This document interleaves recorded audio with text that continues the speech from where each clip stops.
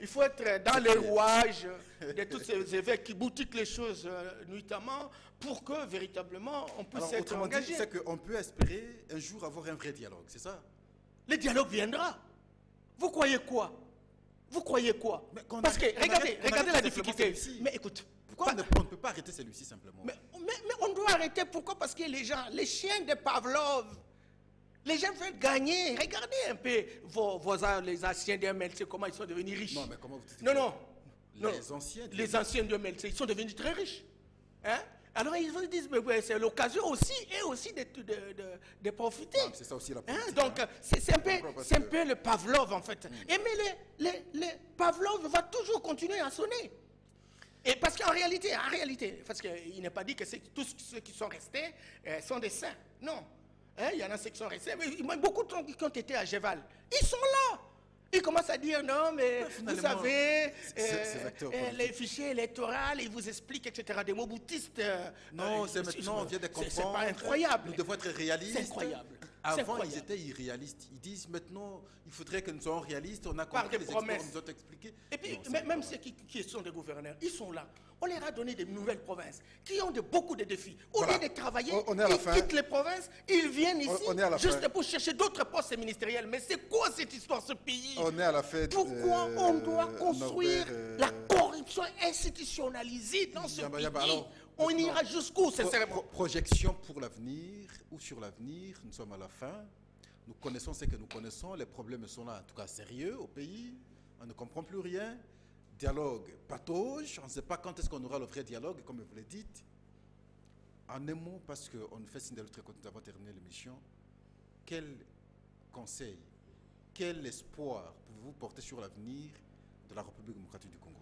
Je voudrais profiter de cette opportunité pour lancer un appel au président de la République. Qu'on le veuille ou pas, il est président de la République. Et son mandat s'est terminé le 19 décembre 2016. Et c'est lui notre président. Je voudrais sincèrement, chacun a une histoire. Chacun peut entrer dans l'histoire. Ce qui se passe aujourd'hui est grave. J'allais dire gravissime. Qu'il arrête la violence. Et il a les moyens de droit pour le faire. Pas les droits de la force, mais la force du droit. Ce sont des règles de jeu pour lesquelles nous avons accepté consensuellement pour que véritablement on construise la paix durable dans notre pays. Et on a intérêt aujourd'hui, à ce moment où il y a même un dialogue tampon pour dédramatiser l'atmosphère des relations politiques, qu'on ne puisse pas, sincèrement, matraquer l'opposition. J'ai pensé qu'il pouvait y avoir ce que nous avons eu en 2006. C'était la première expérience, douleur d'enfantement. On a refait surface en 2011. Il ne faudrait pas que 2016 s'aggrave. Et s'aggrave jusqu'à aggraver la situation déjà précaire. Sincèrement, qu'on respecte la vie des Congolais. Les Congolais ont beaucoup crié aux hommes politiques. Ils croient assez dans la majorité. Ils croient assez de l'opposition. Mais les hommes politiques, vous ne méritez pas quoi que ce soit. Je crois aujourd'hui plus que jamais. Et c'est là justement que je fais appel à tous les cadres. Vous qui êtes des journalistes, ces pasteurs, ces fidèles des églises, les cadres de l'administration, les cadres des projets internationaux.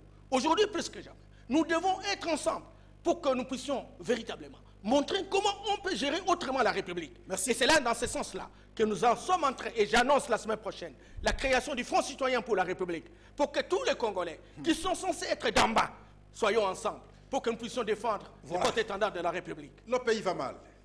Qui va le sauver si ce n'est pas nous autres, à travers ce que nous faisons comme travail? Les émissions comme ça contribue. Nous devons aider notre pays.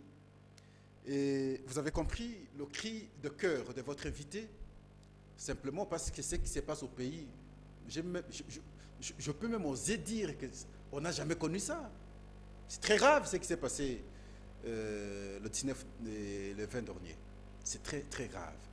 Alors, parce que les jours nous attendent encore devant, c'est le temps aujourd'hui de bien comprendre que nous devons sauver la République démocratique du Congo. Nous avons comme nation que celle-ci. Sauf si vous avez des doubles nationalités. Nous sommes à la fin de l'émission que nous avons reçue pour vous, Norbert Yamba, opérateur politique, expert et consultant en développement durable. Avec lui, on a échangé. Avec lui, on a pleuré. Et avec lui, on a suggéré. Et nous sommes à la fin, nous vous disons merci, au revoir. Mais n'oubliez pas la pensée d'Héraclite et de Fès. Tout coule, tout passe, rien ne demeure. Acteurs politiques. Mais si vous intériorisez ça, je crois que vous serez alors de bons acteurs politiques. Au revoir. À la prochaine.